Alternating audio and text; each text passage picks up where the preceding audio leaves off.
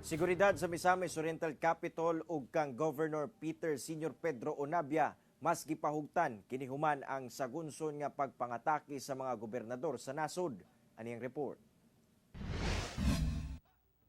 Human ang sagunson nga pagpangatake nga nahitabo sa mga gobernador sa nasod kung asa ang pinakaulahi ang pagpamusil patay kang Negros Oriental Governor Roel Degamo.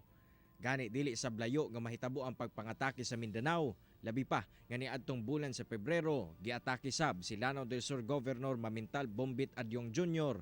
nga gikamatay sa tulo ka police escorts ug driver. Hinuon nakalingkawas ang gobernador. Tungod ni ana, mas gipahugtan karon ang seguridad sa Misamis Oriental Provincial Capital, ingon man seguridad alang kang Misamis Oriental Governor Peter Sr. Pedro Onabia. Plastar na kuno ang security measures nga ginapatuman.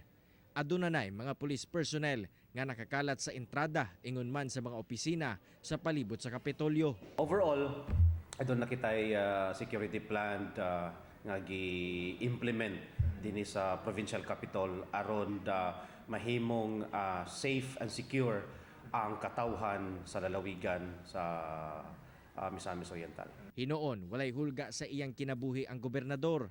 Apan dili gyapon angayan nga magkumpiyansa, hilabi pa nga matag karon og unya nagagawas kini. Padayon sab kuno ang mga programa nga ilang ginahimo batok ilegal nga droga. Through sa ato ang mga mayores sa nagkalain-lain nga mga lungsod, itaho lang pwede sad makadirekta dinhi sa kanilang tay hotline dinhi sa atong provincial capital. Pero kung naa dito sa ato ang mga lungsod, please direct your information to our local officials. Kauban si Makoy Sempron sa kamera. Ako, si Cyril Chavez para sa At Home with GMA Regional TV.